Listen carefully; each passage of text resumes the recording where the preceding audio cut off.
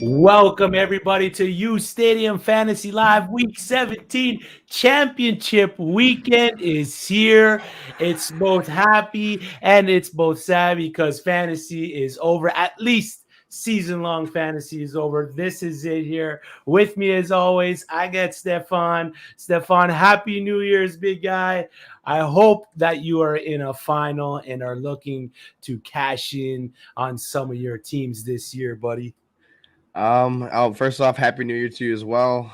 It's good off to start the new year. Last year was it was a little bit of a struggle fantasy wise. I did make it to one league. I'm in the chip now.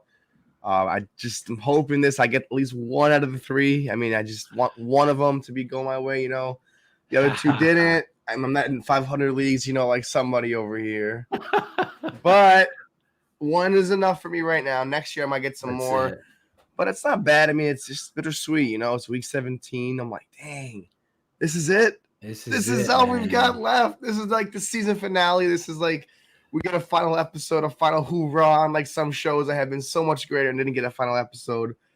So I'm just glad to be here for another week to help you guys win your championship, or even just to help you guys build that roster, something to get you guys your belt, your first ring, your second. If you're repeating, if you have never won one, I hope you guys all win one. So I'm excited.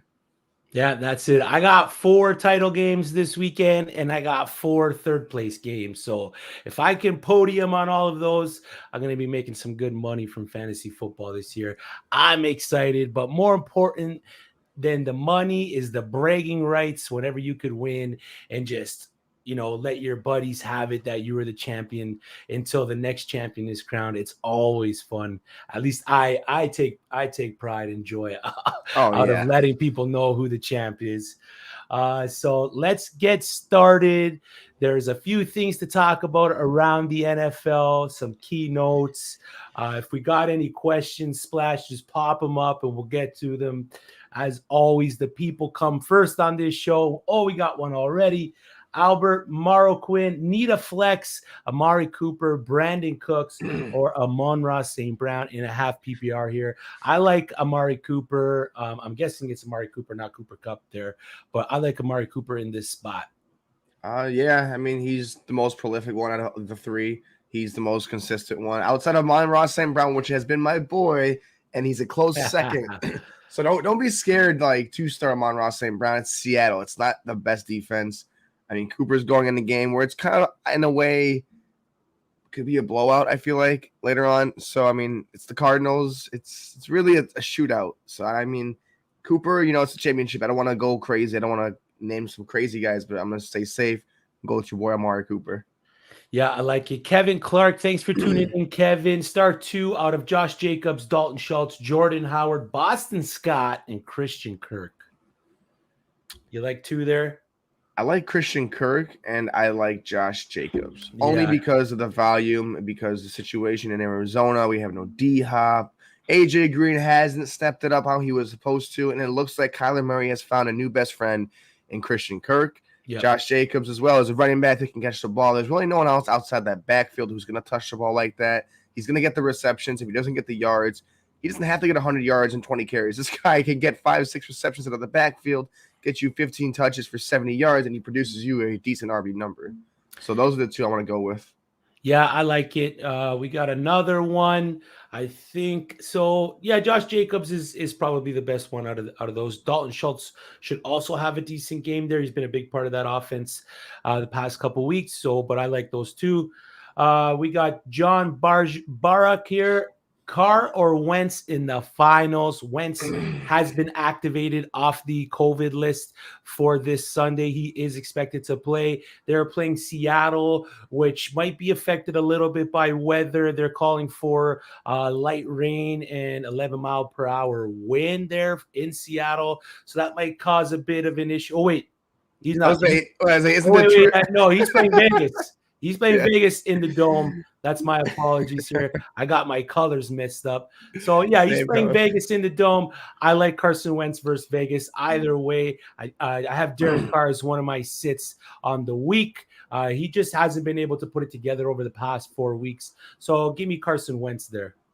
Yeah, I think Derek Carr has been good, but I don't think Derek Carr is going to win you a championship. I think Carson Wentz has got a better team around him. He's got the best running back in the league right now, and that's Jonathan Taylor. Guy can catch. He's got Pittman, Hilton. He's got Mo Alley Cox. He's got all these receivers. I think he has a good game, and I think they have to win this game to stay alive in the playoff hunt. So I think they come out guns blazing. Carson Wentz, fire him up in all your lineups over Derek Carr. Yep, I agree with that. How about Pitts or Schultz? I like Schultz over Pitts at least this week. Pitts had a good game last week, over 100 yards, but the Buffalo Bills defense is pretty stout. It's snowing in Buffalo, or it has snowed in Buffalo, so I'm not taking Pitts there. Give me Dalton Schultz versus Arizona. Yeah, I mean, numbers don't lie. Pitts has been, Pitts is good. He's setting rookie records like he's supposed to. What he's supposed to do. But Dalton Schultz, that guy is dangerous. That guy wakes up every day like, I'm gonna be tight end one. I mean, last week he had a great game. I mean, he's been great for anyone in fantasy playoffs. He's been consistent. I do like Pitts, but Schultz has been the numbers guy. He's been consistent. He's just been the guy I can rely on. Pitts, I mean, next year and second year in the system, but if you're trying to win a chip, you better push Dalton Schultz in that lineup. Yep, I agree there. Holden, what's up, y'all? I'm out, just coming in to show some love. We appreciate the love, Holden. Amari Cooper and Alvin Kamara let me down big time. Yes, Alvin Kamara was a big letdown last week. We were all expecting him to be a big part of the offense with Ian Book starting, but the offense just couldn't get the wheels going. So it was a bad game to watch. The defense held him in there as long as they could. They made it as close as they could that past week. But yeah, Alvin Kamara probably not on a lot of championship rosters this weekend, just based on that. Amari Cooper prior to last week was kind of a letdown as well. He did have a good game last week, but yeah, on the season, he was definitely a letdown. I mean, we were just spoiled, I think, last year with Alvin Kamara, that 6 touchdown Christmas game. Yeah. To win a lot of people's championships, so just to get the championship. And a lot of players dudded it, a 2-week playoff too. Oh, okay, yeah. I see the second comment now. That's tough. That's why, honestly, those 2-week playoffs they're good, but sometimes they're hit or miss. And when guys like Alvin Kamara that you're so used to producing doesn't do well, it's really a shot to the heart. So Holden, I'm out too. I lost the first round. I went from scoring the lowest points in the first round to scoring the highest points for 5th place. So, I mean, that's how fantasy goes, and it's the way we play the game. Yes, sir. Krabs Teacher, thank you for tuning in again, Krabs Teacher. Kyler Murray, Trey Lance, Taylor Huntley, or Taysom Hill. I think I'm going Murray, Huntley, Hill, then Lance. I'm not too sure what I'm going to get out of Lance this week. I know a ton of people are starting them in their championship weekend, which is gutsy. His first start, or is it his first start of the year?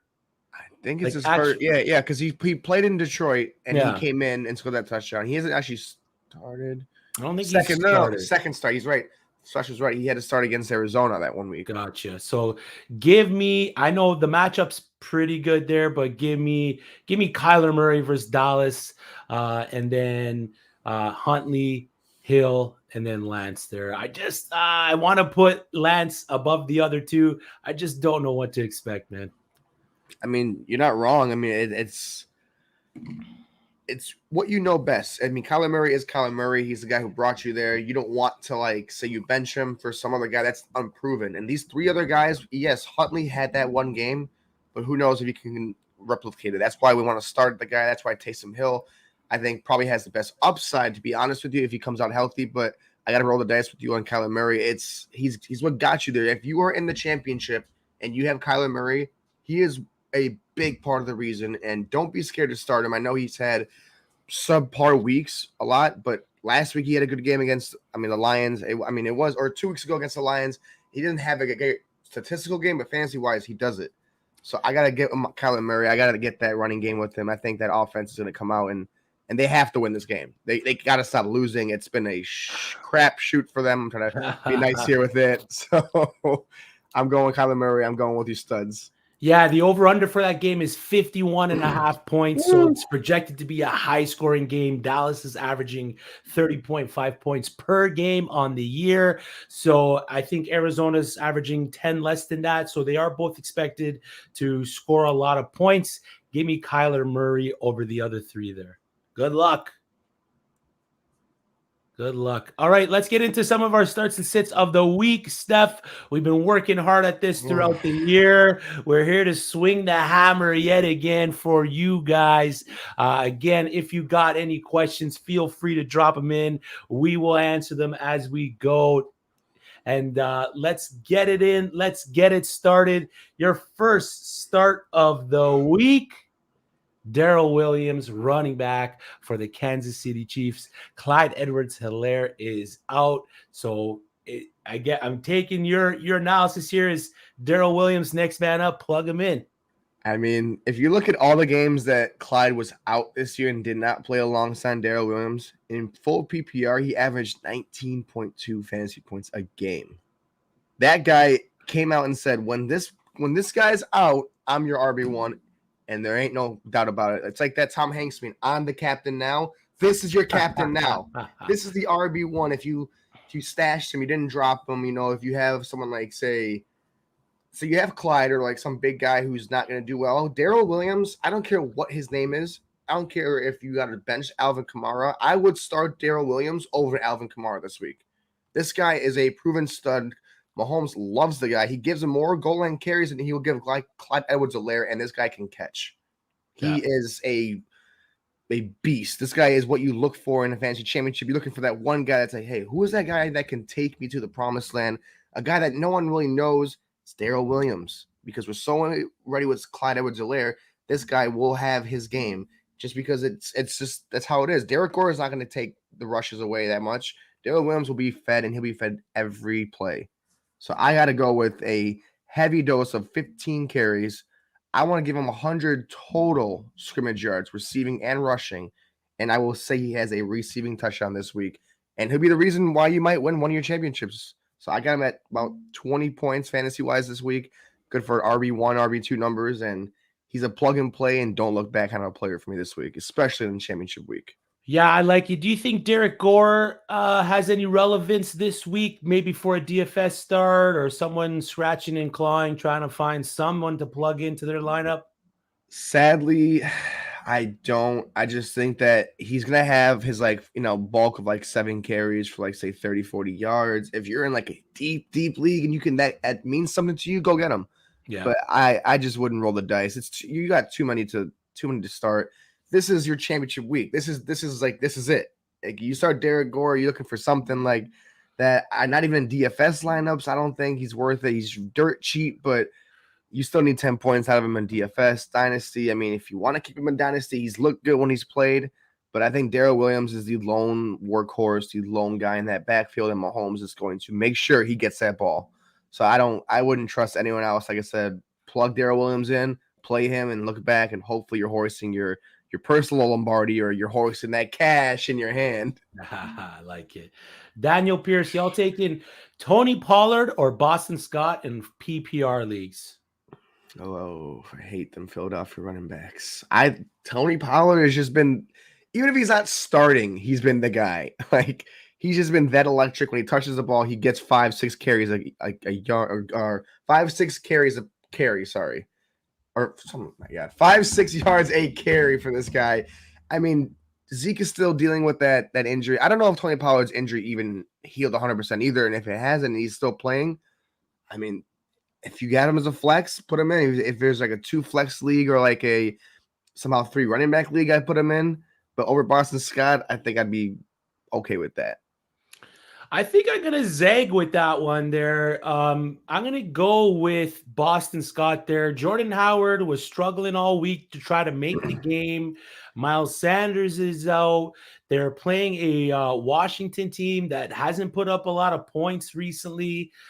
So Boston Scott, I think, will have the safer floor over Tony Pollard. So I'm okay plugging him in to my lineups over Tony Pollard, over Jordan Howard, over Myles Gaskin even, and guys like that. So I'm good with starting Boston Scott this week. I think he's going to get probably at least a touchdown, be involved in a bit of the passing work, and should see a decent floor coming into championship weekend. Thank you for the question, Daniel. It's tough, man. It's two running backs, two fringe running backs, two, not so sure running backs. They've been up and down all year, but I kind of like the floor that Boston Scott's giving me this week over the floor that the Tony Pollard's going to give me. My start of the week running back. This guy's been my waiver ad over the past couple weeks. He had that one down game, but for me, it's Seattle Seahawks running back Rashad Penny versus the Detroit Lions. And the main reason why I'm starting my boy here, it's matchup. The Detroit Lions haven't been that great versus the running backs on the season. Penny, in 2 of his last games, has rushed for over 130 yards, the highest rush totals for a Seahawks running back since 2016. Since week 14, he leads the league in rush yards and is tied for rush TDs with 3. He's got 255 yards after contact since week 14. It's good enough for second behind only Jonathan Taylor. The Lions have allowed the most rush yards after contact, so they are last in that category. So those two ingredients combined are going to create a recipe for success for Rashad Penny. The game script is in his favor, with the Seahawks being favored by 7 points. They could get up early and then just close out the game with Rashad Penny. It's nice to see the former first-round pick in the position to win some of you guys your matchups this championship weekend. Start them with confidence. Like I said, the Seahawks are favored by 7. The game script is there. The workload is there. The big play ability is there. Start Penny and cash in your dollars. Heavy rain and strong winds expected at game time. Week 17 projection, 16 carries, 100 yards, and a tutty on the week. So fire up Rashad Penny where you have him. Steph, this next guy for you, one of your sits on the week. He came in hot the second half of the season, but you're telling us to not sit him, and it's running back Michael Carter of the New York Jets. I mean, he's good. I made on Halloween, I remember specifically talking about him. He was going to be that guy against Jacksonville. He did have 16 carries, 118 yards. He did average 7.4 yards a game. But let's take it back a little bit, because when he played against a good defense in, say, Miami, he had 8 for 18 and a 2.3 yard carry. So I'm looking at the numbers, I'm looking at the team, and I see, of course, the obvious, and it's the New York Jets suck. But the other obvious that's there is you're going against the best run defense in the NFL.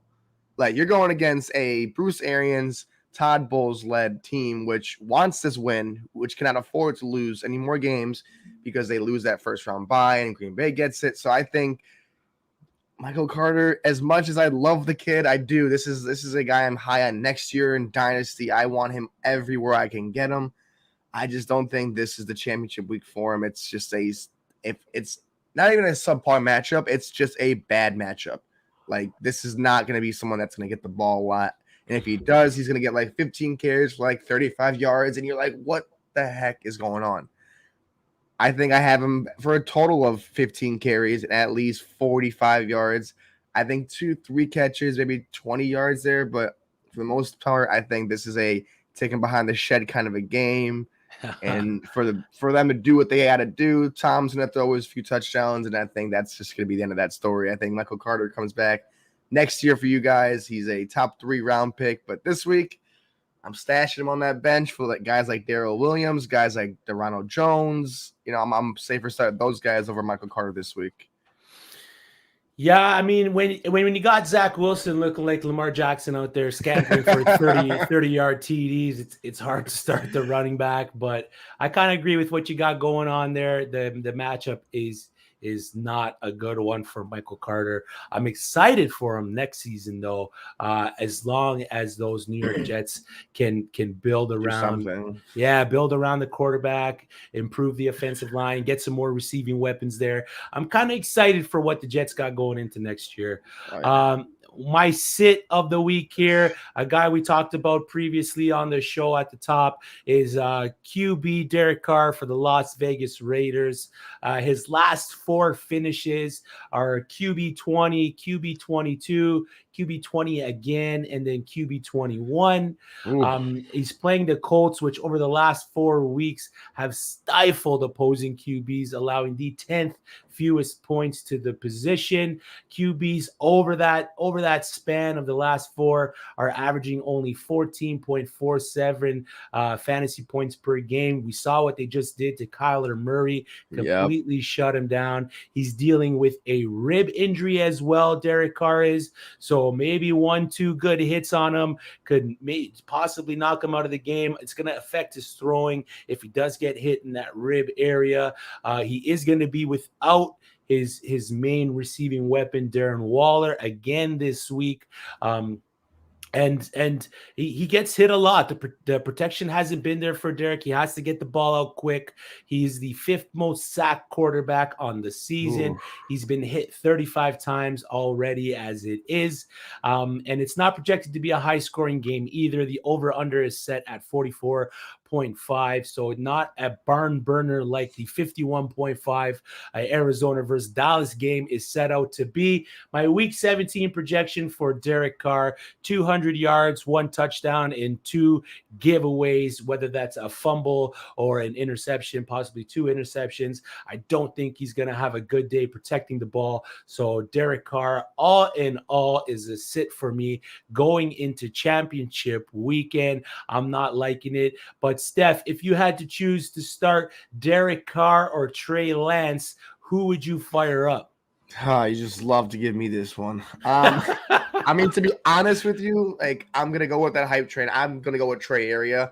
I think the guy is this is why you drafted the guy. You know, you drafted him round 17 for week 17, ironically. And like you said, Derek Carr is floating around QB 21. Like, I'd rather take my risk with a running quarterback. The rib injury looks like it's just on and off. The offensive line is just abysmal, like you said. I don't trust it. I think San Fran's got a lot more to play for. I think they're a better rounded team that can help Trey Lance be better passing-wise, running-wise. But, yeah, don't want any part of Derek Carr this week. I like the guy. He's a good quarterback. He was a great streaming quarterback if you had him on the bench. But you want to win chips. You don't want to sit there and look at like a what if I started this guy. And Trey Lance is a high risk, high reward.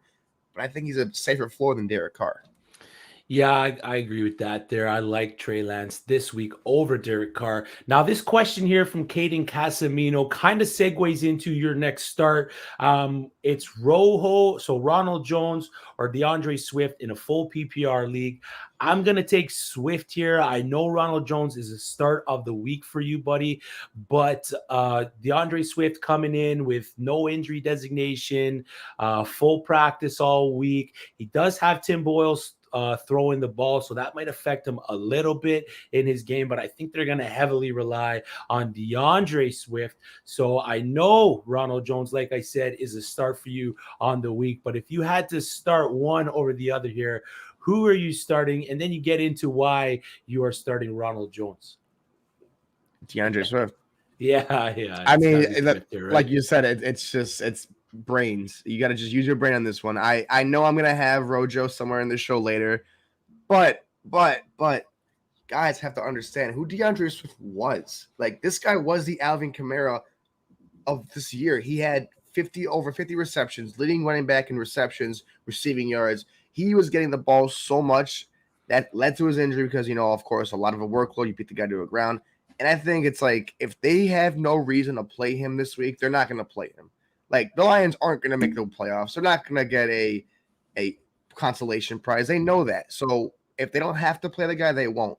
But if they will, you better expect this guy's going to go out in a rainy game and carry that ball, catch the ball, because it's either him or Amon-Ra St. Brown. Ain't nobody else on that offense that's going to touch that ball as much as they will. As much as I love Rojo, his pass protection's bad. His catching is not as good as DeAndre Swift's. And I think DeAndre Swift, I have him in a league where I'm starting both Rojo and Swift, but that's a high commodity I have, and that's a whole different thing. But if you had to choose, give me DeAndre Swift. Give me the consistency that he brings to the table. He has been out, but I mean, hey, George Kittle last year was out for 16 weeks almost. Came back week 17 for a lot of players, and he put up a good fantasy week. And I expect DeAndre Swift to do the exact same thing, to pay you guys back for holding him on that IR for as long as he was there for. Yep. Yeah. Start Swift there. Start Swift with confidence. I think Keyshawn Vaughn's going to cut into what some of Ronald Jones is going to do. But Stefan, one of your starts of the week this week is that running back in Ronald Jones. So if you have Ronald Jones, why should we start him?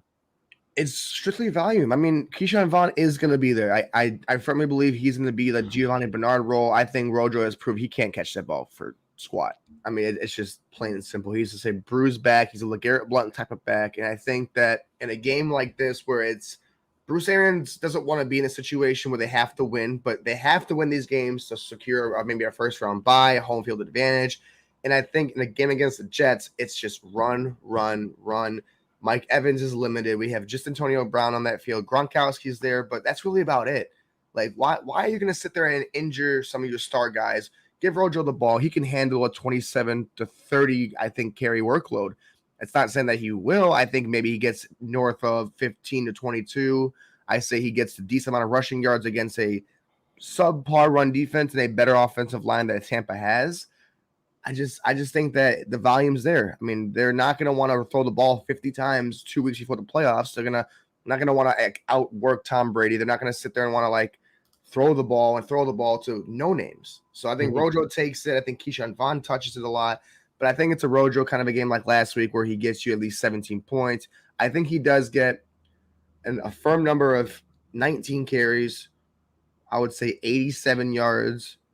He might see 1 or 2 passes just because of the nature of the game and how it's always going to go with Brady. Dump offs is his best thing. 2 catches, maybe for 12 yards. And I think he does get a rushing touchdown to savage himself an 18.5 fantasy day. Not enough for like crazy numbers for RB, but like for an RB2, plug and play on the waiver wire, this guy is a must start.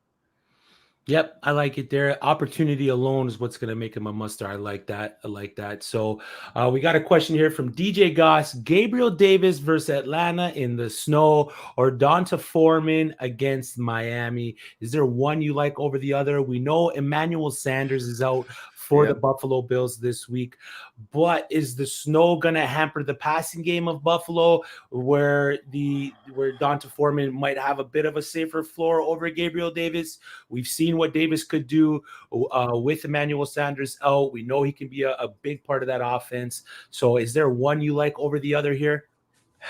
I mean, it's tough because it's like you're going against Foreman in a good defense in Miami, and then you have Gabriel Davis and you have the snow. I think Josh Allen just does well in the snow regardless. I think Davis is the start personally. Yeah, I mean, he's been looking really, really good. Like for a guy that's picking up, I think they can confidently now drop Cole Beasley, probably just let go of Emmanuel Sanders because Gabe Davis is a great fill-in for Stephon Diggs. Like him and Diggs, I think, are a better duo than whatever they have going on now.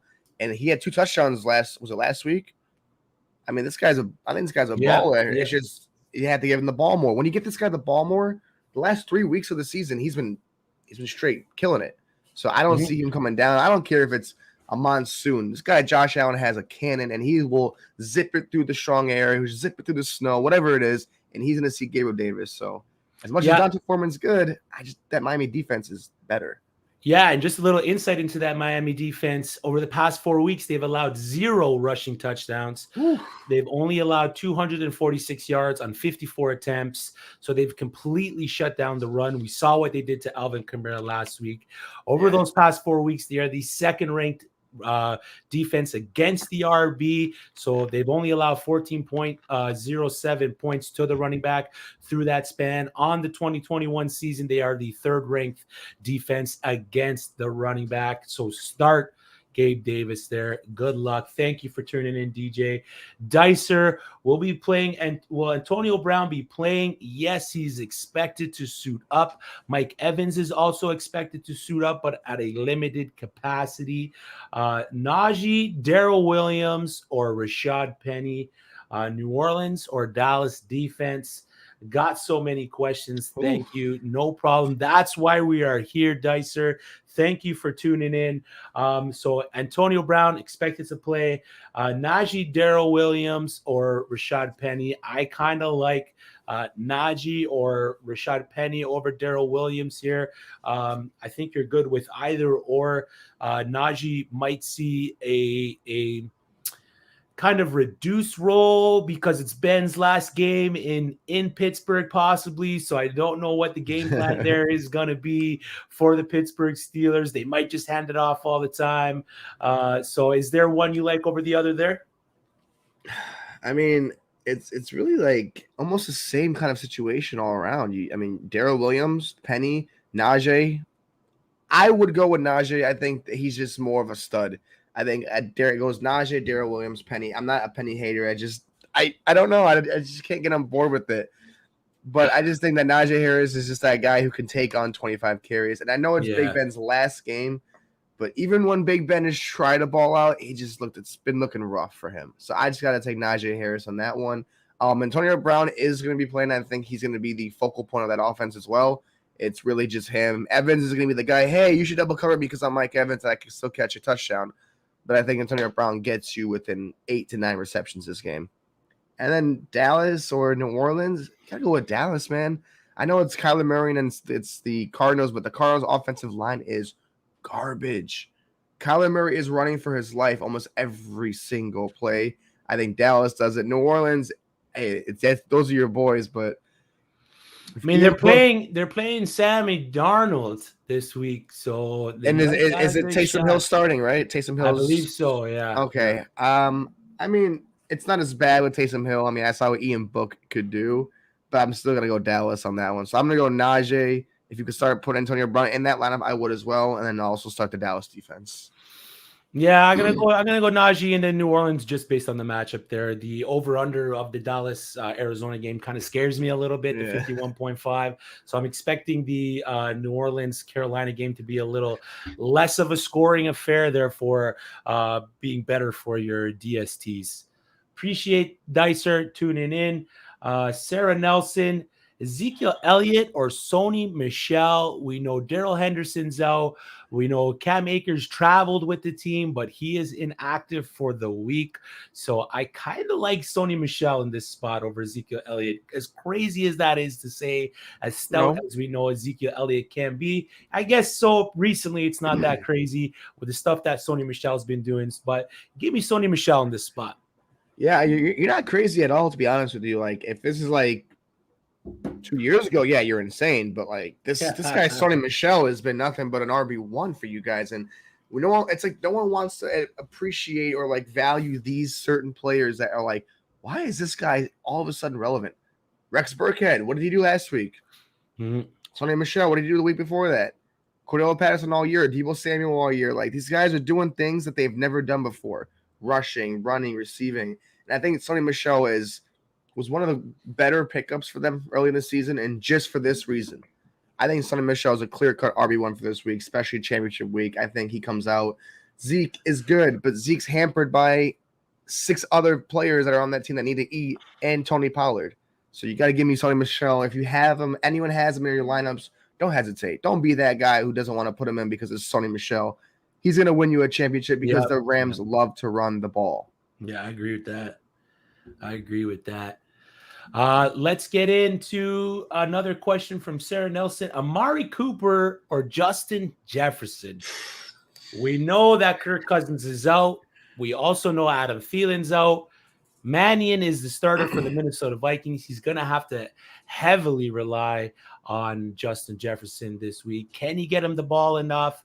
Is the defensive scheme by the other team going to be able to shut down Justin Jefferson? I kind of like Amari Cooper in this spot versus the Arizona Cardinals. This is a tough one because this could be a championship a winning or a championship bust start sit here. But I'm going to go with Amari Cooper just based on who's playing quarterback, who's getting the wide receiver the ball, the matchup. And that's pretty much where I'm going to rest that one at. So give me Amari Cooper there. As much as I want to say Amari Cooper, and because of every reason you just said, I think that no Adam Thielen, you got to give it to Justin Jefferson. You just got to throw it up there, and just the guy's a baller. The guy goes out there and he makes those plays. It's scary because it's championship week, and then of course they hit us with this. Kirk Cousins isn't playing, but Kirk Cousins also isn't like the greatest quarterback. Like, he's good. So, I mean, I feel like someone can come in there and almost mimic what he does in a way because, I mean, he's just one game. Give it to Justin Jefferson. Give it to Conklin. You have the running game. So, I think Justin Jefferson over Amari Cooper, but not by a lot. By a lot. Well, it's tough, man. I really hope that doesn't bite me in my butt. I mean, the Arizona Cardinals have led up the most touchdowns to the wide receivers on the season. Green Bay is not that far behind, but Green Bay over the last 4 weeks defensively have been pretty stout, only allowing 3 touchdowns to the wide receivers. And then over the last 4 weeks, the Arizona Cardinals have allowed 8 touchdowns to the wide receivers. So I that's where I'm kind of sitting with Amari Cooper there. I believe Justin Jefferson is the better wide receiver overall. I just don't know if I can trust Sean Mannion throwing the ball. I think with Dalvin Cook coming back, they might lean more on that running game. But good luck. Thank you for tuning in. Edward, Perexta, Lazard Bateman, Boston Scott, Dario Gumbawale, or Noah Fant in a full Kill PPR. that name every time he says it. You like one over the other here, buddy? Do I dare say Boston Scott? Do I do this to myself week 17? Do I tell Edward to start Boston Scott? I am. I am. You know why? Alan Lazard's good, but it's the volume. Like you said it earlier, Chris. Boston Scott is going with a full workload. There's no Jordan Howard. There's no Miles Sanders. Kenneth Gainwell is a thing of the past. I mean, Dare is not going to really be James Robinson. Lazard, he could have a decent game. Bateman, I don't think he's Tyler Huntley's best friend if it's more of a Mark Andrews kind of a game. And Noah Fant, I don't even want to say anything about that man anymore. That is a bad man, and he's not the bad man like Stephen A. Smith says Aaron Rodgers is. This is a bad man that's detrimental to your team. So get Noah Fant out of there and start Eagles running back Boston Scott. I can't believe I'm actually like doing this to myself again, but I just think he has the best opportunity. Yeah, I mean, a lot of these guys here on this list are in a good spot. Boston Scott's in a good spot. Bateman's in a good spot with Huntley starting. We saw the connection that they had when Huntley came into the game for relief versus Lamar. Alan Lazard's playing the Minnesota Vikings, who are one of the worst against wide receivers. And then you got Dario Gumbawale, who's thrust into a spot where he could be relied upon heavily for the Jacksonville Jaguars. The only one I would not consider starting here is Noah Fant, even though Jerry Jeudy's on the inactive list, even though Cortland Sutton is starting, Drew Lock is starting as well for the Denver Broncos, but I kind of like the Boston Scott take there. Ryan Potts, producer splash, our boy. How many minutes will it take to get to 100 receiving yards against my Ravens? I'm going to go on a limb here and say 60. 60 seconds. 60 minutes. So the full game. We've seen what wide receivers can do against the Ravens recently. Their back part of their defense has been torn up. It could happen before the first half. It could happen before the second quarter.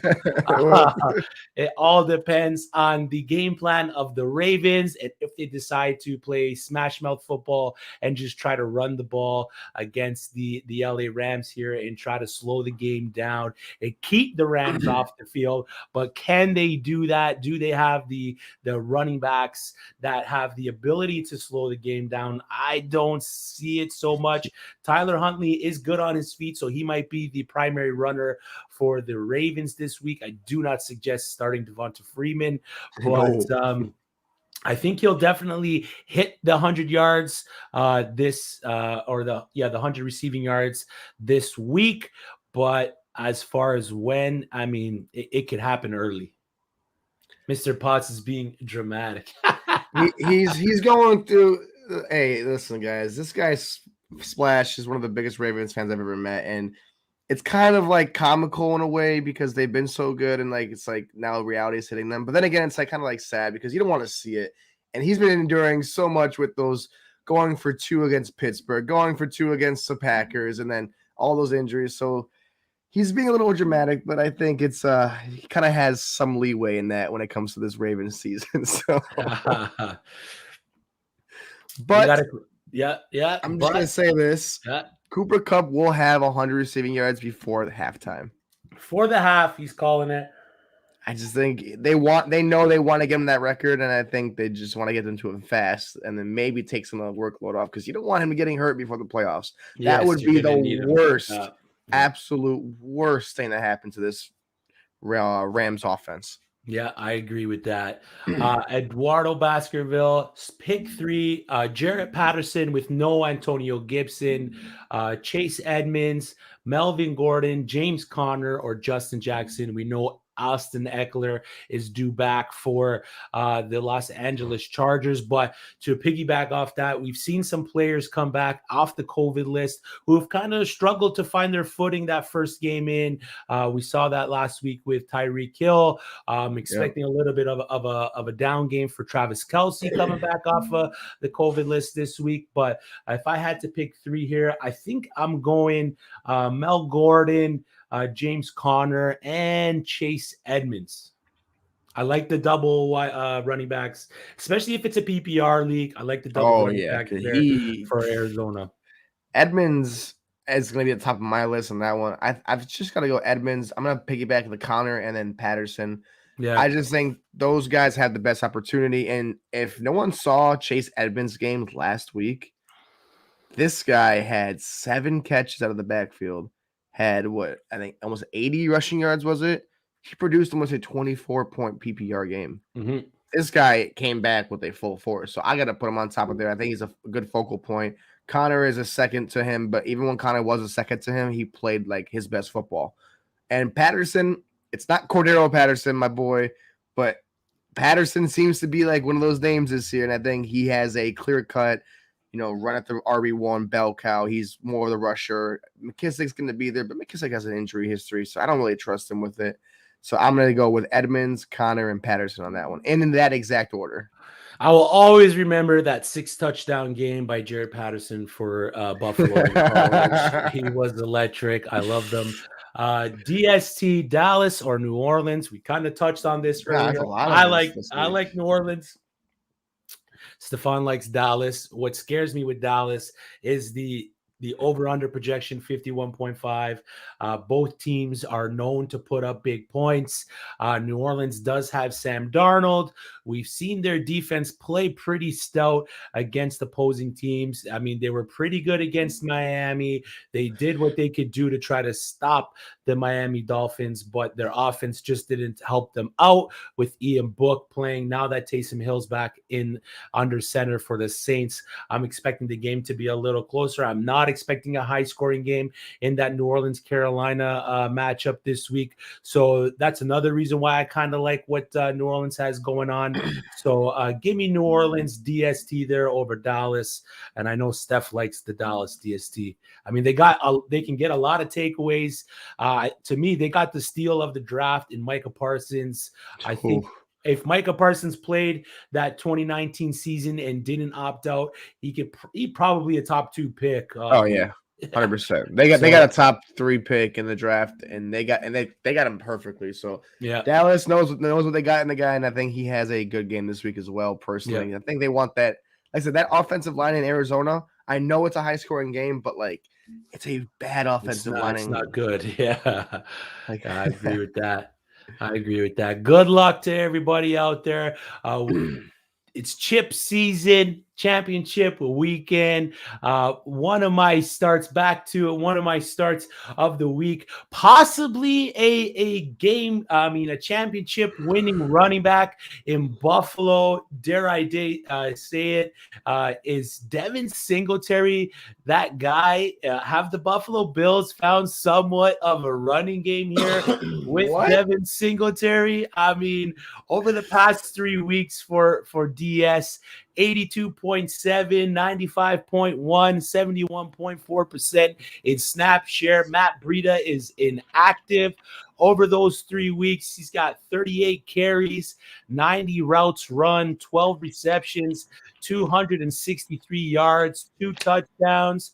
The past 2 games, he's had 10 red zone carries, 5 in each. Okay. He's playing the Atlanta Falcons, who are the 24th ranked defense versus the running back this season, allowing the 9th most fantasy points. They also allow the 9th most receiving yards to the running back. So with the weather, with how bad the Atlanta Falcons are, how good the Buffalo Bills have been lately, if they get up early, I could definitely see Devin Singletary being the guy they lean on to close out the game. Their production's been there in the last 3 weeks. I don't see why they would go off of that script with the running game, with using Devin Singletary. He's been running the ball well. He's been catching the ball well. My week 17 projection, 15 carries, 5 receptions, 90 yards, and a touchdown. So a great day for Devin Singletary owners.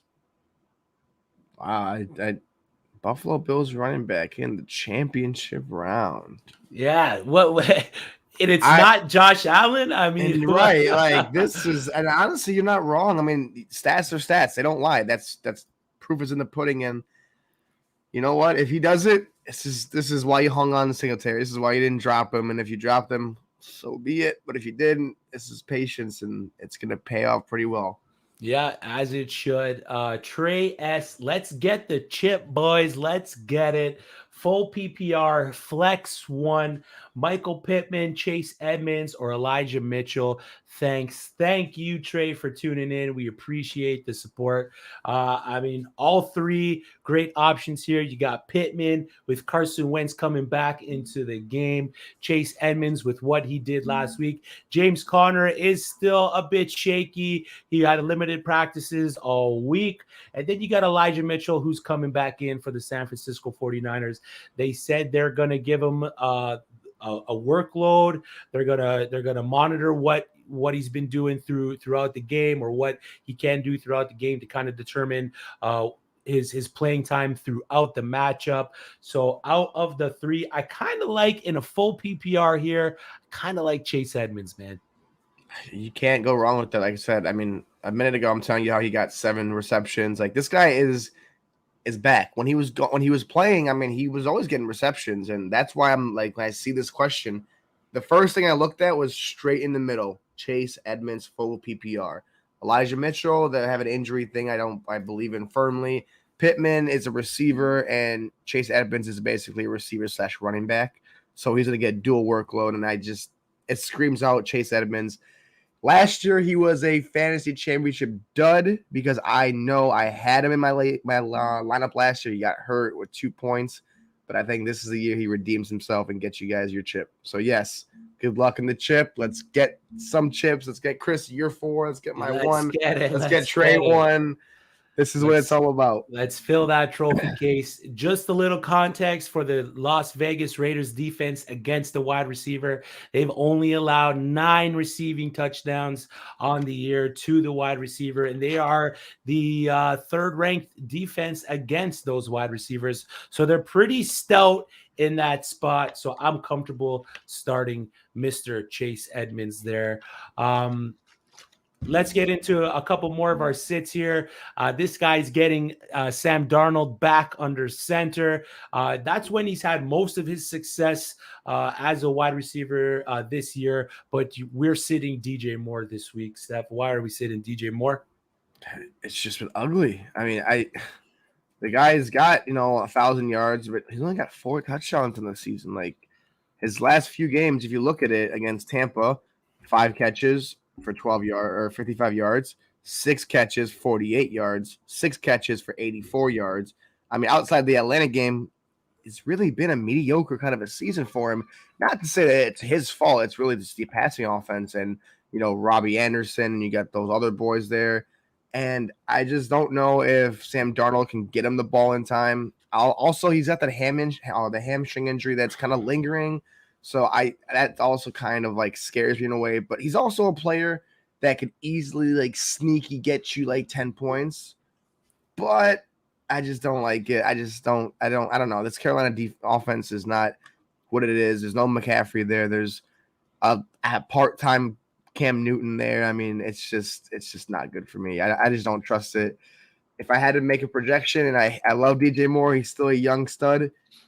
You're going to give me 4 catches, give me 45 yards, and I don't see a touchdown this week. It's not in the books for me. I don't know if they can get it right. I mean, your Saints are a good team. Like, You guys are a good team, a good defense.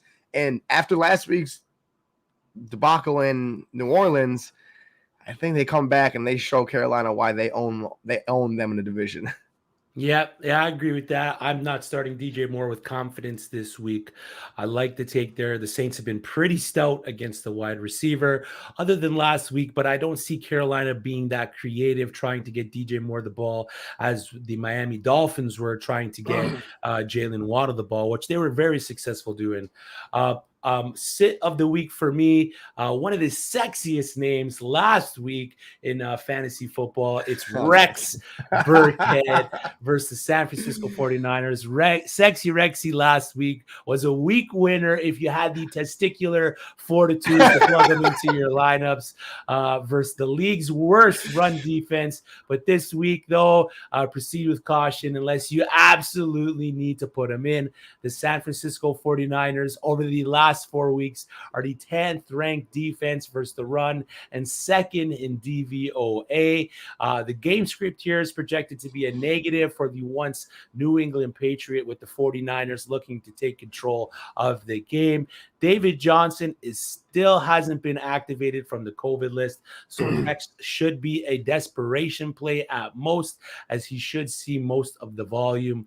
But what is volume going to be in a game where the Texans aren't projected to run the ball that much? Week 17 projection, 10 carries, 60 yards for Sexy Rexy versus the San Francisco 49ers on championship weekend. Guy that got you into the championship last week, I think this week is not going to get you your championship. So if you got to start him. If you got someone else that you're more comfortable starting over Rex Burkhead, plug him in. This next start for you, close to home, your boy. I've been watching Man in the Arena. I am on the Randy Moss episode. You are wearing the Randy Moss jersey, but your QB start of the week is ageless wonder Tom Brady. Now, I'm going to give you some context in this. This is strictly off the harassment, the crap talk, all that stuff all the last 2 weeks. Tom Brady was top 5, and now he's top 25. I get it. And I just talked about how Rojo's going to see a bulk of the carries, but I think this is going to be one of those games where the ageless wonder, the man in the arena, the GOAT, the 7-time champion, the owner of the New York Jets. Like, he has ownership in New York, and they're in Buffalo, and they're in East Rutherford. So he comes back to it's like when like people come down to Florida, snowbirds, they come down, they visit. This is more like hey, I'm going to come up and visit, see how the home is. And he's going to do what he does best. And that is rip them a new one. And ironically, he's going to be throwing the ball to none other than number 81 on his team. Not Randy Moss, but it's one of the receivers that are close to like the style of how Moss plays, and that's go up, get it, and get the touchdowns. Like stats-wise, it's going to be a 3-touchdown, 300-yard game for the guy. I think he just gets it done quick. I think it's just like, hey, let's get in there, let's get out, don't hurt him. Right? We know what the Jets are, and they are nothing. We know what the Bucs are, and they are something. So defending champs come into East Rutherford, get the job done, and just leave unscathed. I think Rojo, I think Antonio Brown and Tom Brady are all must starts for you this week. I know he had a bad week. I know Tom Brady is statistically proven to dud in the playoffs because that's just how life worked. And in New England, that's all he did. I watched number-wise, but I think this is it. He's had subpar the last 2 weeks. If you got here with Tom Brady, God was on your side. He was looking out for you. And I think this repays you. This is where he goes, all right, let's get you this chip and let's get out of here. Plug him in. Give me all of Tom Brady this week. I mean, he's my boy. Of course, I have to support him, but that slander of he's been dudding this week, dudding last week, I think it ends this week, and I think he gets it done. I like it. Start Tommy if you got him. Keith Gronkowski, Trey Lance, or Tyler Huntley, full PPR. I like the matchup for Trey Lance over the matchup for Tyler Huntley. I think the Rams are going to be kind of looking for a little bit of blood here and plant their flag to let people know that they're going to be a team to be reckoned with going into the playoffs.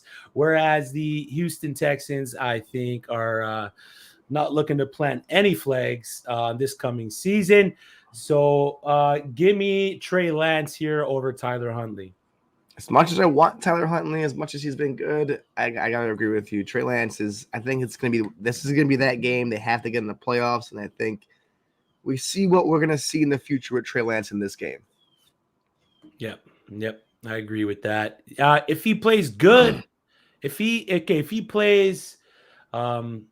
plays great, say if he has a Tyler Huntley-esque game that Tyler Huntley had a couple weeks ago, do the 49ers kind of pivot to Trey Lance, or do they keep Jimmy Garoppolo once he's back healthy? And if they make the playoffs, do they keep Jimmy Garoppolo in for the playoffs? What do you think happens there?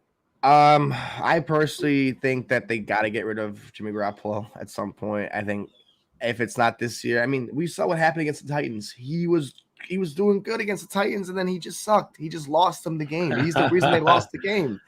I think you got to just get rid of him finally. I think it didn't work out. You know, it's Trey Lance. You didn't pick him up so high for nothing. You didn't sit there and go, hey, I got Trey Lance as a second pick, and I'm not going to start him when I need to.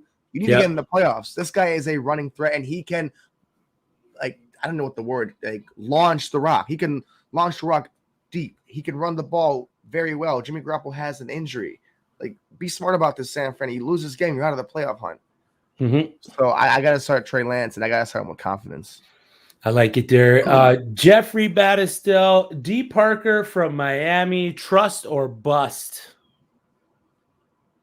I mean, trust to hit his floor. What's his floor here? We're looking at maybe half PPR. We're looking maybe 9 points is his floor. Does he hit that? Do you trust him to hit that? They are facing the Tennessee Titans, who aren't that great against the wide receiver. But for me, it's Jalen Waddle there for the Miami Dolphins. He is the focal point of that offense. He will continue to be the focal point of the offense. Devonte Parker, I would say, if I'm projecting a day for Devonte Parker, I've got 3 receptions, possibly 30 yards, and quarter chance or 25% chance for a touchdown there. So I'm going to go with bust over trust. Yeah, there's no big trust with me in this one. I saw what I had to see last week against the Saints. I mean, 0 targets in a game where Jalen Waddle broke the record for rookie receptions. And I think he continues. I think Jalen Waddle, like I said, is the focal point, and Parker has been nothing but just a disappointment. I mean, it's been nothing else like that. They clearly don't trust him. I mean, he used to be the go up and get it kind of guy now.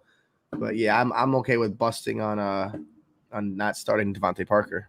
Yeah, you got a donut last week as well. That hurts. Yeah, it does hurt. Sean Moore, hey, bro, I need to start 2 out of the 5. Who should I start? Chase Edmonds, Marquise Brown, Tony Pollard, Dare Ogunbowale, or Michael Gallup. Please, need opinions badly. I like Chase Edmonds here, and I'm going to go with Dare Ogunbowale. I'm going to make it easy on my end. I'm just going to tell you straight up. Give me Hollywood Brown and Edmonds. Edmonds, I'm not going to even explain. You go look at his stats when he plays. That's why you start him.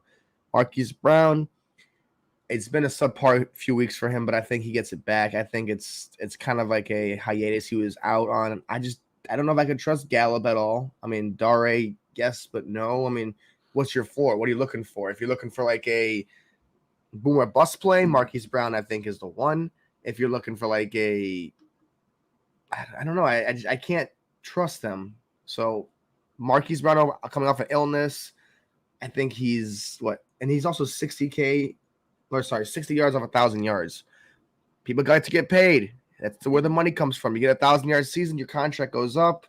I think this is where they got to feed Marquise Brown, and I think Chase Edmonds goes without being spoken for. So those are the two I got. Yep. So Edmonds for sure, and then between us, it's Marquise or Dare Ogunbowale. Yep. Stream clips, Jacksonville RB. Thank you for not making me say that name again. Lockett or Ayuk for flex. Championship week, baby. Good luck, stream clips. I kind of like Ayuk here. Ayuk or Lockett for me over Dare, but I kind of like what Ayuk's gonna give me here this week. We're here again. I didn't think I'd make it to championship week talking about Brendan Ayuk. It's great, isn't it? It's great because I miss the guy. I mean, Lockett, what have you done for me? Nothing. Ayuk, what have you done for me? A lot lately. So I'm gonna say it, and it's gonna be Brendan Ayuk. Dare, Lockett. I'm scared. I just don't know what Dare can do. Lockett has been just, he'll either be out for 2 games, come back, put up a 100-yard game. I gotta see his little rhythm he's got going on to start Lockett, but I gotta start Ayuk, especially in your flex. Yeah, and surprisingly, the Detroit Lions defense has been pretty stout against the wide receiver. They ranked 9th in points against, so they are a top 10 defense against those wide receivers, whereas the Houston Texans are ranked about 16th, so they let up a bit more than most. If you're looking at touchdown production, we got the Detroit Lions have only allowed 11 touchdowns to the wide receivers, where the Houston Texans have only allowed 12. So both have been pretty good against the wide receiver, but I like what Ayuk's going to give me more over Tyler Lockett this week. Good luck. We hope you take the trophy home.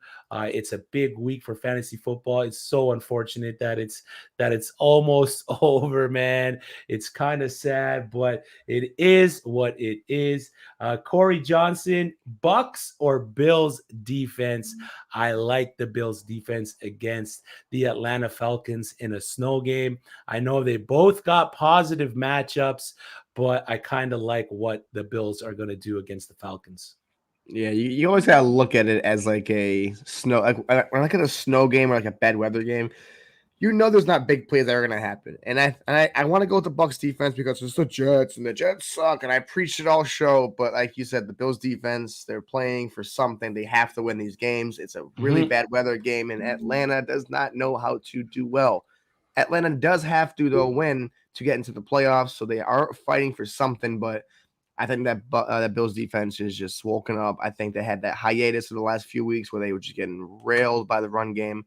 I think they come back. They shut down the Atlanta Falcons, and I think it stays a low-scoring game. Yeah, I agree. Falcons, dome team, coming to play in the snow. I don't like the matchup for them at all. Good luck, Corey. Xavier Stewart, PPR flex. Tyler Boyd, who had a great week last week. James Conner or Boston Scott? I mean, you got to go James Conner here. Is that like the TD leader? Yeah, I mean, he has been limited this week, but I mean, goal line carries, anything like that for Arizona, he's the guy, right? Yeah, I mean, his stats say everything. I'm not going to start Tyler Boyd after coming off a hot game against the Kansas City Chiefs. Boston Scott, I have him high on my board this week of starter sits, also for like lineup questions. But James Conner does it even with Chase. Don't get scared with Chase Edmonds. This is like that backfield that can coexist with 2 people, unlike some other backfields. And James Conner doesn't lead the league in rushing or touchdowns without Chase Edmonds. To be honest, like he had a couple of really good games without him, but most of his production came with Chase Edmonds at the helm with him. So yeah. I got to go with James Conner. He's been leading you all season to this point. It'd be a shame to bench him sorry to say this, but 2 no names that have been very spotty. Hey, it's a good point, though. It's a good point, man. The guy's got a lot of people to the championship. There's no reason why And his he should. value was insane if you drafted him. Like, there's no one that drafted him later than the eighth, like earlier than the 8th round. Like, he was a great value. Yep, I agree with that. Eduardo Baskerville, Rob Gronkowski, or Kyle Pitts? I'm going to go Gronkowski just because of the process of elimination. I mean, Pitts is Pitts, but it just doesn't seem like it's in the cards for him to have a good year this year. I know he has a statistical good year, but what we expected and what we got are two different things. Now, Gronkowski, on the other hand, has been inconsistent the last few weeks, maybe a little bit too, but that's just because the style of game they're playing. Last week, I mean, they gave the ball to Antonio Brown 10 times. So I expect them to heavily favor Antonio Brown again. I think he has a contract clause where if he catches a certain amount of catches this week or before the season starts, he gets more of a money bonus. And I think Gronk is it's just like I said, the Jets. I think if he goes to anyone in my start of the week, one of them was Tom Brady. He goes to Gronk. He goes to Antonio Brown. He goes to his guys that he knows he trusts with that ball. Tyler Johnson, Scotty Miller, Darden, all those guys. Cameron Brate is a little one he trusts, but I have Gronk and Brady stack in one of my lineups for my championship, and I'm 100% okay with starting them or starting Gronk over Kyle Pitts. Yeah, Buffalo's been pretty stout against the tight end, only allowing 3 TDs to the tight end on the season. Plus, we're expecting a snow game there, so not a ton of passing from the Falcons. So definitely put Gronk in there. Luke, Dallas or Seattle defense? I'm going to take Seattle here, as bad as they have been. I'm expecting a shootout in that Dallas versus Arizona game. I know Dallas can get after it.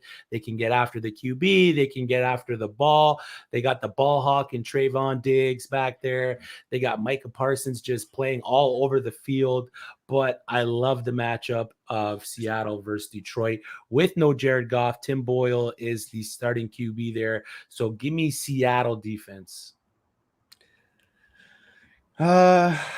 I mean, it's my Detroit Lions. Like, what am I going to say? Yeah. What am I gonna say? Like, I want to say Dallas, but like he's right. It's Detroit Lions. What are they gonna do? They're gonna beat the Seahawks? No, they're gonna cover the spread. Yes, but that's the best you're gonna get. Yep, I agree there. Thank you for tuning in, Luke. Good luck. Amon-Ra St. Brown, Jared Patterson, Brandon Cooks, or Renfro at the flex. Patterson, Cooks, just get rid of them. I'm gonna go straight to Renfro, Brown. These guys have both been really, really good stud receivers. Brown's been nothing but short of a league winner for the last second half of the fantasy season. Renfro also has been just nothing but spectacular. It's really a toss-up. I hate to say it. Like, Renfro is better than St. Brown, but St. Brown is the number one guy on that team. If I had to choose, if you forced me to choose, I'm going to go with Renfro. I think it's like the matchup's better. I think the weather in Seattle, like you said, it's a bad weather game. So I just don't trust a bad weather game to be a good passing game. So give me Hunter Renfro. Yeah, I like that one there as well.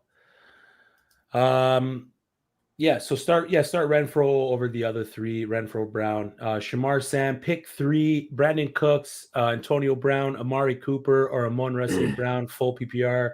I like AB, Amari Cooper, and I mean, Cooks has been lighting it up a little bit with Davis Mill there under center. I don't think they'll do too good against the San Francisco 49ers defense. So give me the volume of Amon-Ra St. Brown over the big playability of Brandon Cooks there. So Antonio Brown, Amari Cooper, and Amon-Ra. Give me AB. Yeah, I'll go with you. AB, Cooper, and Amon-Ra St. Brown. I think these are just studs that have just been doing what they've been doing. Cooks, you're good, but I don't trust Davis Mills. Yeah. I just don't. And I think by the time that game gets to halftime or a little late into the third, it's going to be like, all right, this is over. This is a wash. Yeah, I agree with that. And the only thing that could give Cooks value is is garbage time. If it's most likely going to get there, I can see that happening. But I like the floor of Monroe is going to give me there. John JP O'Dian, full PPR pick 2. OBJ, DK Metcalf, DJ Moore, or Devin Singletary. I'm starting Devin Singletary this week wherever I got him as a plug and play running back for championship weekend. And then it comes down to OBJ and DK Metcalf for me. Stefan here did talk about sitting DJ Moore earlier in the show, which I don't hate at all. So OBJ or DK Metcalf, do you like one over the other? I'm kind of leaning OBJ, as crazy as that is to say. It's not. He has been over DK Metcalf. It's a little bit, but I like starting OBJ there. So give me OBJ and Devin Singletary. I never thought I'd have to be put in the situation to choose between DJ Moore, DK Metcalf, and OBJ. This last 2 years, I never thought he'd be in the conversation, but he's been nothing short of a good player since coming here. He's had 200 and I think 236 on 34 targets, 26 catches, and he's had 4 touchdowns. Mm-hmm. Nothing but short of what they wanted him to come to. I think it's just him and Cooper Kupp. There is no more Van Jefferson. And he separated himself from that. So I'm going to go OBJ and DK Metcalf. Ooh. I like Singletary. I do. I just don't trust Buffalo with that run, man. They'll fool you once. Oh, we'll run the ball 20 times with Singletary. He's got a good game.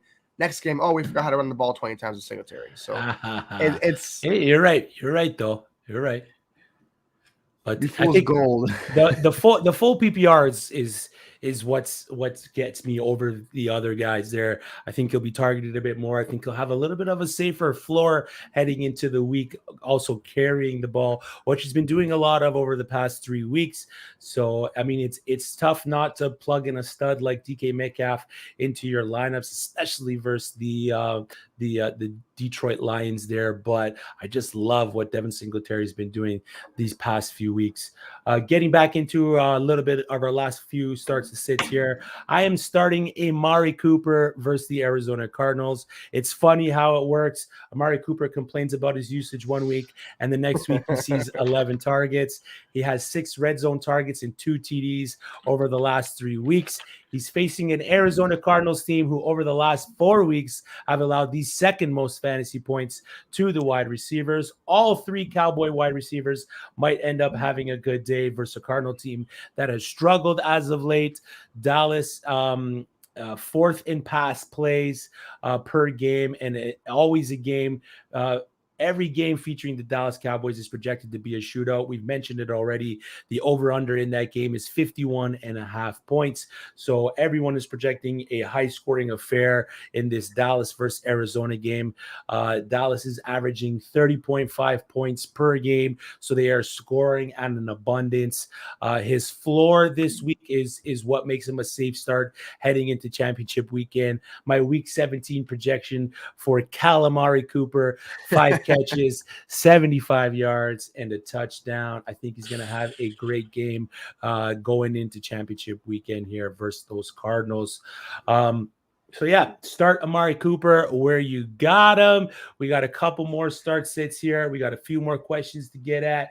Pierre J.A., who will get more fantasy points for flex, Sonia Michelle or Elijah Mitchell? I'm going to say Sonia Michelle. There's no one else really there taking any kind of a workload for him. He's going to be the workhorse back, which is what you want championship weekend. Elijah Mitchell is coming off concussion. He's coming off knee injury, so I'm not too sure his usage. Jeff Wilson has been kind of productive in his absence, so we might see a mix-up of running backs there. He also has Trey Lance, who's good on his feet. He may cut into a bit of that rushing potential there. Sony getting all the snaps, but Mitchell versus an easier defense, but slightly limited. So give me Sony Michelle there. Agreed? Oh, 100%. Sonny Michelle, like I said, he's a plug and play. Don't look back. Don't second guess it. Put him in your lineup and start the guy. Yes, and I would start him over Alvin Kamara, honestly. Yep. Yeah. I mean, he's going to see a great workload there in LA. So we got another question here. Damien Harris or Cortland Sutton? Damien Harris. I mean, it's if Cortland Sutton's still on your team, you should have cut ties weeks ago with the guy. Like, this guy should be on your waiver wire right now. He's been nothing short of abysmal. It's not. I don't even think it's his fault. Honestly, I'm not blaming the receivers on this team. I'm not blaming anyone on this team for sucking so bad that they do. I'm blaming the head coach for going with these two quarterbacks as the leaders of their team. If they had a better quarterback, this team would be a playoff team without a doubt. These receivers would have almost all 1,000 yards without a doubt. But we're here. It's 2021. Big names are nothing. Little names are everything. And these medium names like Damien Harris was one of the biggest draft steals of the season. Like, I even said it before the season started. He is a 8th, 9th round pick that's going to get you 1,000 yards easily. Why? I don't know why he was being drafted so low, but I'm going to go with Damien Harris, and I am 100% confident over that. He does make a good point here. Judy and Tim Patrick are both out for the Denver Broncos, but still, I like what Damien Harris can do in that New England Patriots offense, who are known to rely on a bit of the running back there. They're not a prolific passing team. So I don't really trust what Drew Lock can do with the football. He can make those 1-2 good plays in a half that might give Sutton some relevance, but he's been pretty irrelevant over the past few weeks. So give me Damien Harris there. I know the situation's good for Cortland Sutton, but I like what Damien Harris can do over what Cortland Sutton can do in that offense. Good luck. We hope you bring home the title. Let us know if you do on Twitter at uSTADIUM or at uSTADIUM Fantasy. You can find me at FFChrisB, and you can find Stefan here at Bearish Bombs. We are very active on everything we do. You can also download the uSTADIUM app. The links are in the description for Apple and for Android. Go download it. The takes feature is live and it is lit. You're going to be able to make money potentially on your sports takes. You can buy into other people's sports takes. There's a lot of hot ones going down there in the takes world for uSTADIUM. So hop on that as well. If you like what we're doing, like the stream, subscribe to the channel. We got a lot of content coming for you guys in the fantasy offseason and the football offseason as well. So let's get it. Eduardo Baskerville, Michael Pittman, or Amon-Ra St. Brown. Carson Wentz back. Pittman should see a boost with that over what Sam Ehlinger's would have brought.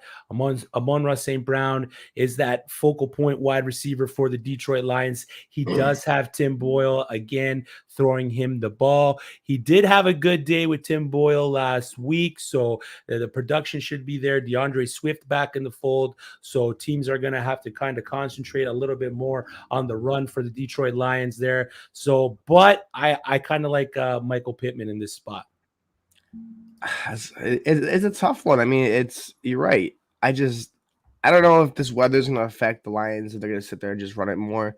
So just off the sake of that, I'm going to have to agree with you on Pittman. I just think that they're in a better situational game. Carson Wentz knows the guy. St. Brown, I think St. Brown is going to do very well. I think he's going to have a good game. But it's kind of scary on that weather. It might be a DeAndre Swift kind of a game, but I would go Pittman on this one. Yep. Okay. I'm not even going to attempt this name. DJ Moore or Saquon Barkley.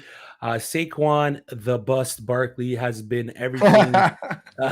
Has been the bust. I mean, he's getting shown up by Devonte Parker.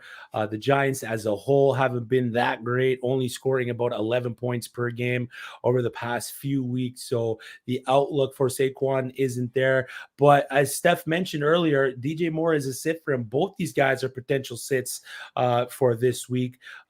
But man, if you're stuck, if you got to start one of these guys over the other, which one are you starting? I'm going to start DJ Moore. I didn't put Saquon Barkley on my sit list because it's too obvious. Yeah. Like the sit list is like more like a guys that you have a hard time starting. And I think Saquon Barkley has done nothing to warrant a start. And the Giants offense, fun fact, hasn't thrown for over 200 yards, I believe, in over a year. 200 passing yards this team hasn't thrown for. They have a $78 million receiver that's robbed them of their money. They have Saquon Barkley that's robbed them of their innocence in that rookie year, and ever since then, it's been nothing but trash. So Oh wait, never mind. Jones had 400 against Seattle, so they've had, I think, one game over 200 yards in over a year. I think Yeah. I gotta re-click that stat, but don't start anyone on this Giants team. They're all bad. I'm sorry. The Giants are just a abysmal team. Yep, I agree there. Ayuk or Renfro need some help.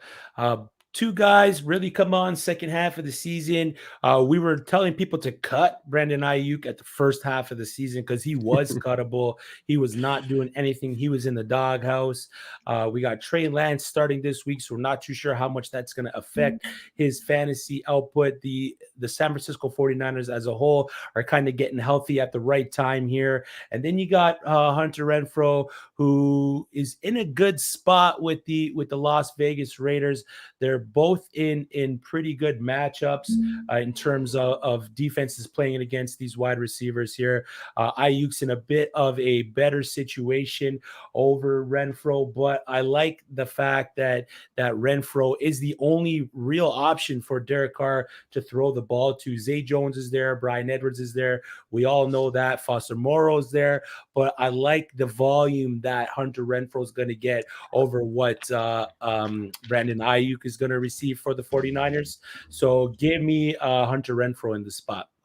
Yeah, I think I love Ayuk. I do. I mean, we vouched Yep. for him, but like you said, numbers don't lie, and Hunter Renfro is a receiver one now. So you don't even question not starting Hunter Renfro. I would start him over a lot of receivers in the NFL right now.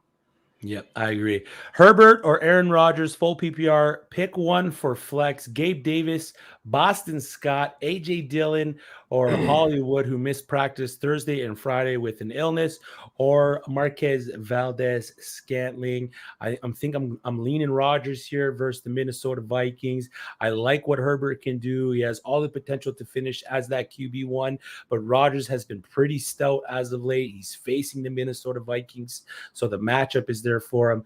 As for the flex spot, Gabe Davis, Boston Scott, A.J. Dillon. It could be one of those A.J. Dillon games that you like to call. So, and then you got Hollywood Brown and MVS. MVS could also have one of those games against the Minnesota Vikings, who aren't that great versus the wide receiver. They do have Sean Mannion playing under center. Gabe Davis has got no Manny Sanders. Boston Scott does have a limited Jordan Howard, no Miles Sanders. Then you got Hollywood Brown, who did miss practice Thursday and Friday. So is there one flex here that you like over the other? It's Gabe Davis. I mean, Gabe Davis just sticks out to me the most. I think he's got the best opportunity. I think he's got the most targets to engulf out of everyone there. So I think he's a clear-cut number 2 receiver in Buffalo now. And then I got to go, honestly, Herbert on this one. I think they have to win this game. They have to. The Chargers coming off in an embarrassment, a travesty in what was that Houston Texans game. Like, what was that? I think Herbert just has to come out pissed. I think he has to come out mad and just like, hey, we need to get to the playoffs. And I think this is the game that we go, okay, this guy is a gunslinger. Yep. I mean, they could both end up 1-2, but I just like what Rodgers is doing there in Green Bay. We got a few more, one more sit each, and then our sleeper and bold sits and starts of the week. We touched on this guy a bit earlier with the trust or bust question, but you're sitting Devonte Parker this week, Steph. It's just plain and simple. I mean, it's just what it is. Like I'm going to give you 0 reasons to start him because there is no reason to start him. There is none. He had 0 targets last game. 0. You tell me that Jalen Waddle had 10 targets and balled out, and you couldn't get Devonte Parker the ball one time. I know them. Yep. I know Marshawn Lattimore and those boys, and in your hometown, the Saints, they're ballers, they're studs. But dang, man, not to get a single stat line on that game on a Monday night. Lights are shining, everything's shining, but you put up a goose egg. Goose egg. I don't think he gets another goose egg, but I also don't think he's going to be a guy you want to start. I'm not trusting this guy. The only man I'm trusting on that offense is Jalen Waddle. No Gesicki, no Gaskin, no Parker, no Preston Williams, no Ford, none of them. I just want Jalen Waddle. I'm saying Devonte Parker. It's this guy year in and year out. It's like, when are you going to get it right? Yeah. He hasn't got it right yet. He has small spurts, but that's it. That's it. That's all I'm going to say. Give me 3 catches, give me 35 yards, no touchdown, nothing else, and send him on his way home. I mean, he needs to be on another contract here because the only time he got it right was that contract year right? when he was playing for that money. But now he's been non-existent, especially lately. So yeah, don't start Devonte Parker where you got him. Jared Black, full PPR. He's starting mixing Devonte Adams and T. Higgins. Very nice.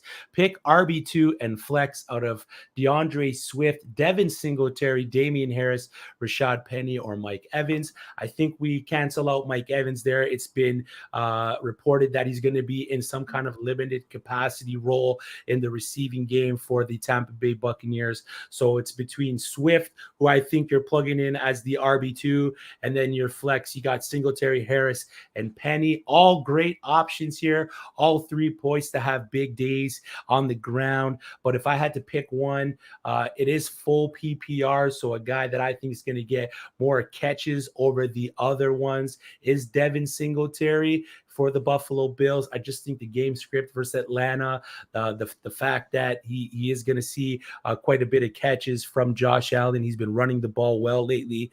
I think he's the start over the other 2, but you can't go wrong with either 3 of those guys in your flex. It's just put one in and hope they all hit their ceiling. Rashad Penny's due for a good day. Damien Harris is due for a good day.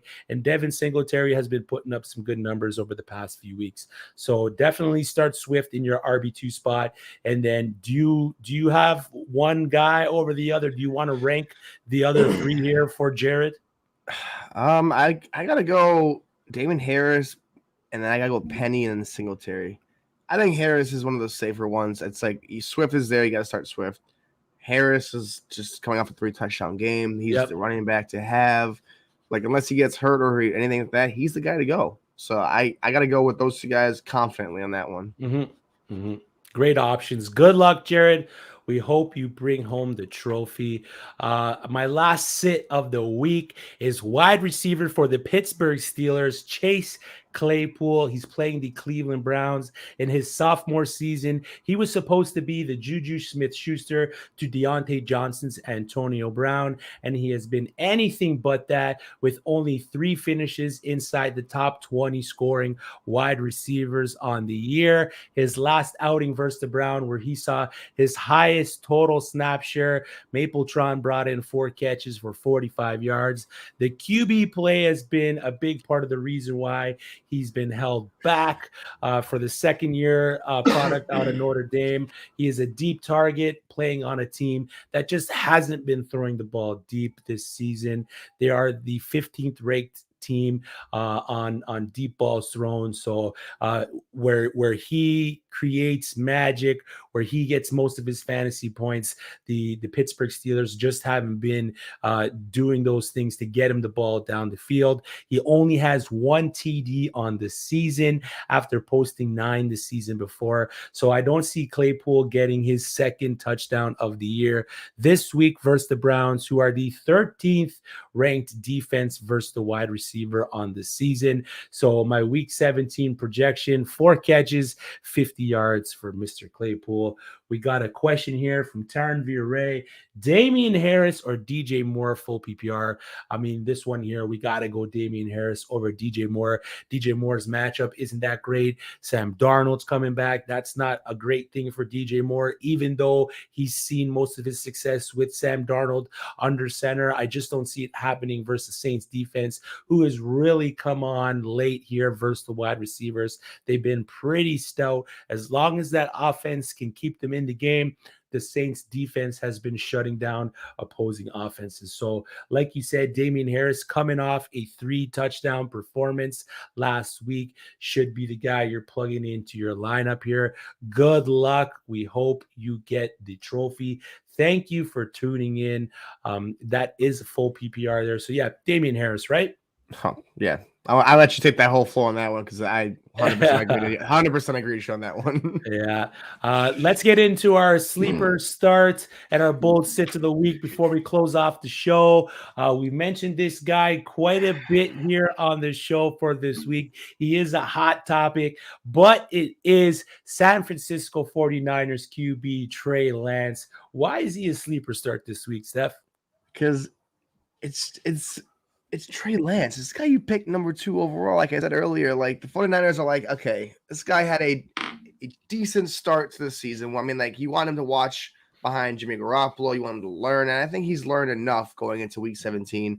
I personally think if you put him into your lineup with those studs at Ayuk, Kittle, Elijah Mitchell, Jeff Wilson, Brandon Ayuk, or Deebo Samuel, like these, he's got a bunch of good names. He's got a good offensive line. He's got the cannon and he's got the run ability.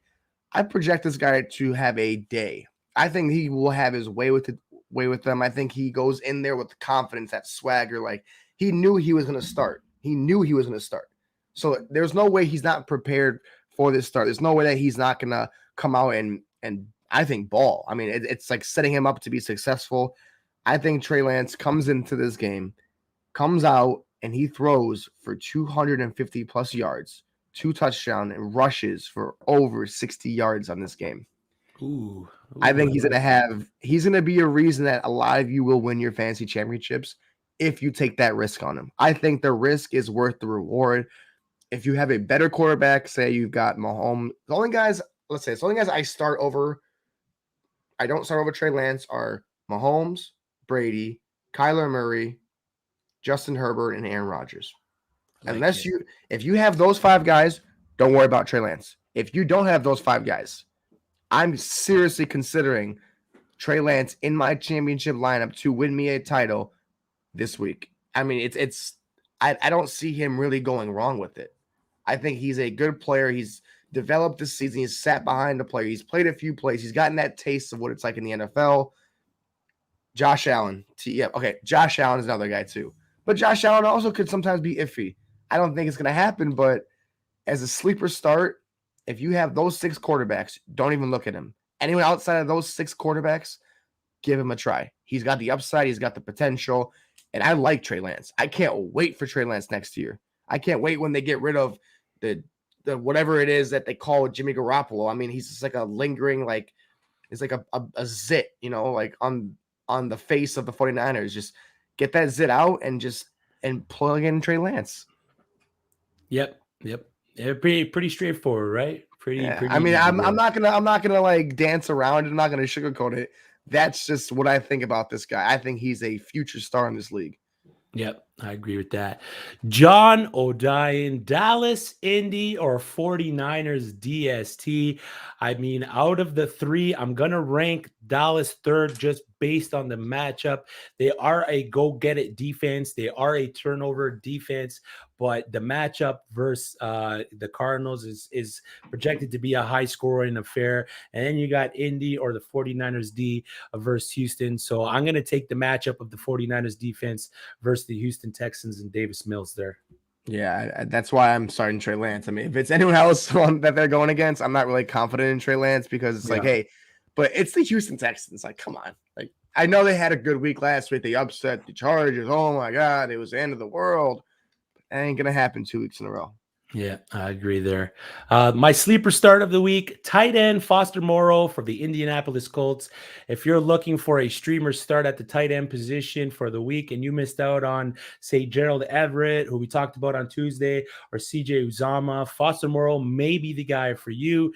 Even if Waller plays, which I don't think he is playing, it's been proven that players coming off the COVID list and an extended absence due to his injury aren't the players we hope for them to return as. We've seen it with multiple guys coming in saying they felt really sluggish. Foster should carve out a nice role in a Raiders offense that has been lackluster down the stretch. Over the past 5 weeks, he has soaked up 29 targets. The Colts are playing they're playing a good defense ends, but their one spot of weakness for Indianapolis is opposing tight ends. Over the last 4 weeks, they have allowed the 8th most fantasy points to the position, and over the course of the season have allowed the 3rd most fantasy points to the position. So my week 17 projection, 4 catches, 60 yards, and the 1 TD that I projected Derek Carr to throw is going to go to Foster Moreau. Okay. So good streamer there. I like what he can do. He did have that one dud game, but he came out last week and proved that he can be the athlete that we know he is. So capping it off for the year, it says here Waller out for the year. So that's huge there. So fire up Foster Moreau where you got him. My favorite segment that we do here is the last one for us, Steph. Championship weekend, week 17. We made it this far, but it's the bold sit of the week. And your bold sit of the week kind of gets me in my feels. It's nothing personal, I promise you. It's AK-41. Alvin Kamara is the bold sit for you this week. So I'm watching last week's game, and I told you the story about the guy I told to start was it Henderson over Penny, and then it bit him in the butt. And then he watches the Monday Night Football game, and Alvin Kamara just needed to get 10 points, so he felt good about the loss. He got 9.2, and he would have won by 0.8. And Alvin Kamara, I look at him, and I'm like trying to like find something positive. He's good. He's really good. Mark Ingram is out, but it's ugly. It's like they forgot how to like, and you see them, you watch this team more than anyone else does. Where is this offense? There is no pass offense, so this guy cannot get it going. He cannot be the everything on this offense. This is why they need Michael Thomas. Yep. This is what Michael Thomas does to this team when they don't have a receiver that's that dominant. Alvin Kamara suffers. He suffers because he's not bad. He suffers because they just know, hey, okay, they're going to load one side, stop Kamara. Oh, they're going to pass, stop Kamara. Like, they know who – there is no one else on that team that they go, well, this guy's good. No, that guy's better. No, it's Alvin Kamara and no one else. That's it, yeah. So, pretty much, man. I love the guy. He's a baller. He scored 6 touchdowns in the last championship last year, but it's 2021 or 2022, sorry. But I just don't see it. I just don't know if he's going to come out and give you the performance you expect. He could have a decent game, but when you want to win championships, you want this guy to be in the top 5 of points scored, and I just don't see that happening this week. If I had to give him a projection, I'm going to give him under 14 carries, 60 yards, 3 catches on 30 yards, maybe like a 0.3 in a touchdown. I don't even know if I can confidently say it. I don't know. I mean, that defense is good. Carolina's defense is not like a pushover, but they're also not the best defense. Yeah. So I don't see it. I just think that Alvin Kamara this week is not the guy that's going to win you a championship. Like I said, I would start a lot of people over Alvin Kamara. I would start, who did I say? Damien Harris, I would start over him. Swift. I don't want to say Penny, but like Penny has been really good. Yeah. And he's been better than Alvin Kamara, and he's getting more carries in one game than he has in 3 games. So just to take that for what you can. If you trust it, trust it. If you don't, then all my means go start your studs. I just don't think he's gonna be a good stud for this week. No offense to your Saints. I love the guy. It's just no, you make good points there, man. You make good points there. And it's hard to say this guy is like a bench player, man. It's just that team, the quarterback, just what's going on. You got to rebuild it. You got to rebuild that team to what it is. That defense is suffering so much. They're doing everything they can, and they're not getting nothing back in return. Yeah, I could only imagine what the Drew Brees offense would do with this defense. It seems like they're in a cycle. They got the good offense, bad defense. Now they got a good defense, bad offense. So it's tragic because if they can just, mesh at the same time, I mean, we could be. They would be an amazing team. You guys, the Saints would be such a good team. Mm-hmm. Like they would be like one of the best teams. I mean, let's be honest. They beat the Bucs. They shut out the Bucs in Tampa, 9-0. Like. And the crazy part is, this guy didn't do anything. Like, Camaro wasn't anywhere to be found, really. He didn't have a crazy game. They just still did it. So imagine if they had a Drew Brees or a Michael Thomas. This team would be filthy. But we're in reality, and they don't. So now they're little bottom feeders for this year only. Yeah, this I got year. a little poke little over there. Yeah, hey, swept the Bucks. Okay, my bold sit of the week.